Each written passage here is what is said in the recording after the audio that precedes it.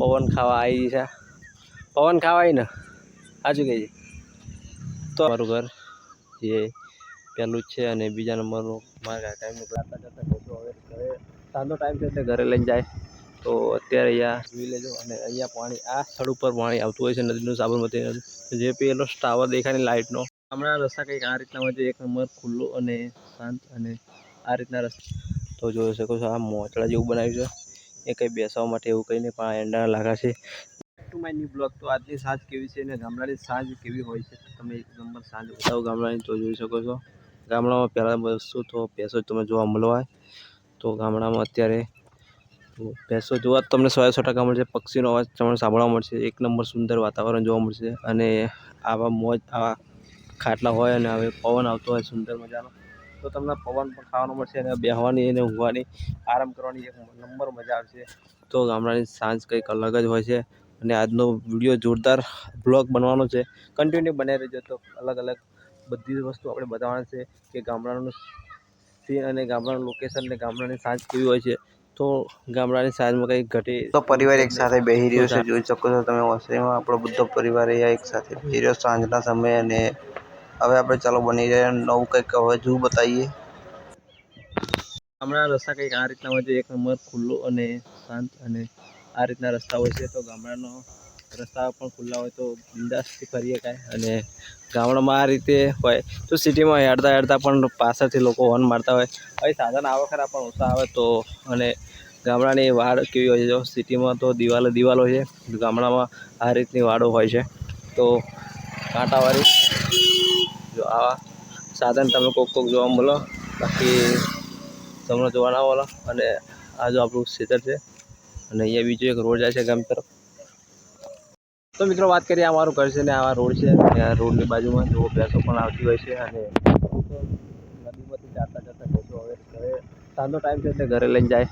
તો અત્યારે અહીંયા સાબરમતી નદીનું પાણી આ નીચાણ દેખાય ત્યાં આવતું હોય છે. અત્યારે નહીં એટલે કે ચોમાસામાં તો તમને ત્યાં લઈ જાઉં, જોઈ શકો છો નદીનું પાણી. તમને અગાઉ બ્લોગ એક બનાવેલો છે, જોઈ લેજો. અને અહીંયા પાણી આ સ્થળ ઉપર પાણી આવતું હોય છે નદીનું, સાબરમતી નદી. જે પેલો ટાવર દેખાય ને લાઇટનો થોભલો એ નદી છે અને અહીંયા સુધી આખી વેણ ભરાઈ જાય છે નદીનું પાણી. તો અહીંયા આ પણ આપણું જ ખેતર છે અને જોઈ શકો આ રોડનો ટેકરો છે અને આ ઘર બતાવીએ આપણું ઘર છે. અને અહીંયા નીચે આવે છે પવન પણ એક નંબર પવન આવે છે, લોકેશન પણ અહીંયા જોરદાર છે. તો જો એક નંબર શાંત વાતાવરણમાં એક મજા આવે છે, કોઈ જ નથી, ખાલી આપણે જઈએ છીએ અને એવું લાગે છે કંઈ માથાકૂટ નહીં, કોઈ અવાજ નહીં, ફક્ત એટલી મજા આવે શાંત વાતાવરણમાં. તો ઘરે પણ આપણે એવું જ છે જે તમને ખાટું એવું બતાવ્યું. તો ઉપર આપણું ઘર છે અને આ જે સામે દેખાય તે ભાતીજીની રજાને આપણું મોટા સાબરા ગામ છે.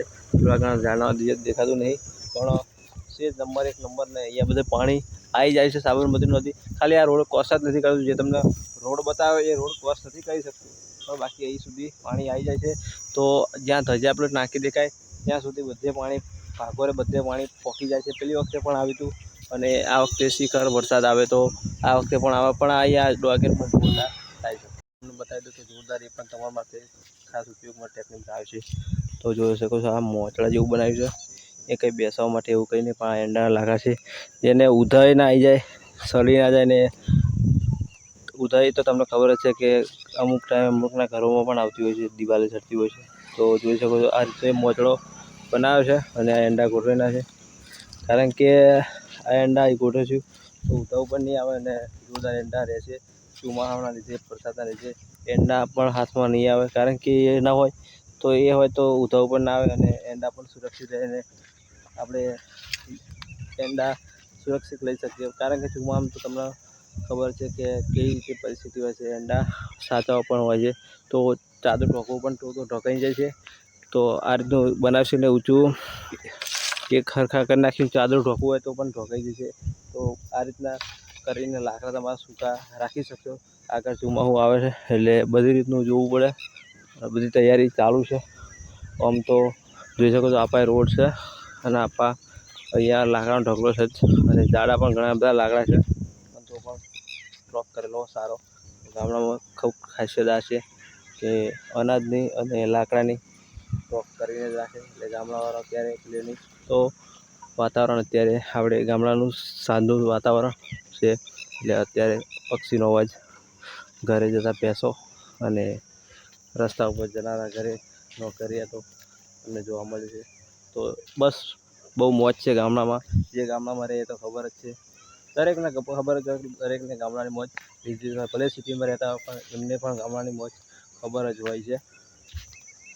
સિટીની પણ સાંજ કંઈક રાતને કંઈક અલગ જ હોય છે. સિટીની પણ જોરદાર મોજ જ હોય છે. પણ અત્યારે ગામડામાં અત્યારે ઠંડક વાતાવરણ છે. અને સિટીમાં શું અત્યારે પ્રોબ્લેમ ગરમી લાગતી હોય છે. અને રાતે પણ ગરમી લાગે ને દિવસે પણ ગરમી લાગે ને અહીંયા ગામડામાં થોડુંક સાંજનું વાતાવરણ એક નંબર ઠંડક વાતાવરણ થઈ જાય છે. એટલે ગામડાની મોજની કંઈક વાત જ અલગ હોય છે. તો ગામડાનું સીન અને ગામડાની મોજ આ રીતની હોય છે. તો ભલે ગામડામાં શાંત વાતાવરણ, સિટીમાં લાઇટિંગના લીધે કંઈક સારું દેખાતું હોય પણ ગામડાની મોજ કંઈક સારી હોય. અને ગામડાનું લોકેશન પણ જોરદાર હોય છે. તો સિટીમાં થોડું ઘણું લાઇટિંગના લીધે જોવાલાયક સ્થળો અને તો જે અમે અહીંયા ખેતરમાં રહીએ છીએ ત્યાં કેટલા ઘરો છે અને કેટલું પબ્લિક રહે છે એ અગલા બ્લોગમાં બતાવીશું, નામ સાથે બતાવીશું. તો સબસ્ક્રાઈબ ન હોય તો લાઈક છે, સબસ્ક્રાઈબ કરી દેજો. કારણ કે અગલા બ્લોગમાં આપણે એ બતાવવાનું છે કે આનું નામ શું છે, નામ સુધી કેટલા વ્યક્તિ છે એ સુધી બતાવવાનું. પણ અત્યારે હું ઘર તમને 100% બતાવી દઉં. તો અત્યારે બધા માણસો કન્ટિન્યુ ઘરે નથી, કોઈ ગામમાં છે, કોઈ ભાઈ ને બધા બહાર છે. એટલે કન્ટિન્યુ એ રીતે હું નહીં બનાવી શક્યો. તો ખાલી ઘર તમને અત્યારે બતાવી દઉં. તો આ છે મારું ઘર, જે પહેલું જ છે અને બીજા નંબરનું મારા કાકાનું ઘર છે. તો આવી રીતે લાગે, બે ઘર મારા, બે ઘર એમના અને વચ્ચે એક જૂનું ઘર છે આપણું. એટલે તો આ રીતનું છે ઘર. અને અહીંયા ખેતરમાં જ અમે પહેલેથી જ રહીએ છીએ. ગામમાં પણ ઘરો છે. તો ગામમાં વાસ કેવો હોય એટલે તમને ખબર હોય. ભલે આમ બેસવાની મોજ બધા જોડે બહુ મજા આવે વાસમાં રહેવાની, એ પણ મોજ કંઈક અલગ જ હોય છે. પણ અહીંયા ખેતરમાં રહેવાની મોજ લોકોને જોતી હોય પણ કિસ્મત હોય એને મળે. માતાજીની કૃપા છે એટલે અમને મળી છે. તો દરેકના ગામમાં અમુક હોય જ છે. તો અમુક વાસમાં પણ રહેતા હોય. પણ આપણે ખૂબ દયા છે માતાજીની. વિયત મેળની બોચરની મેળી, કુંગા મેળીની, બારજાવાળી ધામ મેળી કહો કે કુંગા મેળી કહો કે બોચરમાં કહો, મારી કુળદેવી છે. હું ખુદ સોલંકી છું. તો આપણે ખૂબ દયા છે. અને આ ઘોઘા મહારાજનું મંદિરના આપણે જીવા બાપાનું મંદિર એટલે દાદા બેહાડે છે. અને પવન ખાવા આવી છે, પવન ખાવા આવી ને સાચું કહે છે. તો અમારો દેશી જુગાર, દેશી એસી છે અમારે. તો એસીની અમારે જરૂર ના પણ એવો મસ્ત પવન આવે છે. કેવો પવન? હે એસીની જરૂર નહીં. જો આ ખાટલો ડાયર ઊંઘી, અમારે એસી કે પંખાની જરૂર ના હોય. લાઇટ ના હોય તો એક ટાઈમે વધો નહીં. રાતે લાઇટ જતી રહે. હે એ તો આવી છે. મિત્રો ગામડાની સાંજ કેવી હોય તમને બતાવી દીધી. અને હજુ પણ આગળ અવનવા કન્ટેન્ટ આપણે કેટલા હજારો કન્ટેન્ટ પડ્યા છે એ બધા બનાવવાના જ છે. તો નવા હોય તો લાઈક છે, સબસ્ક્રાઈબ કરી દો. ફરી મળીએ નવા કન્ટેન્ટ સાથે, નવા બ્લોગ સાથે, નવા લોકેશન સાથે અને અવનવા લોકેશન. તો ગામડાની સાંજ કંઈક જોરદાર જ હોય છે, તમને બધાને ખબર જ હોય છે. નવા તો લાઈક છે, સબસ્ક્રાઈબ કરી દેજો. અને ફરી મળીએ નવા બ્લોગ, નવા વિડીયો સાથે. જય માતાજી.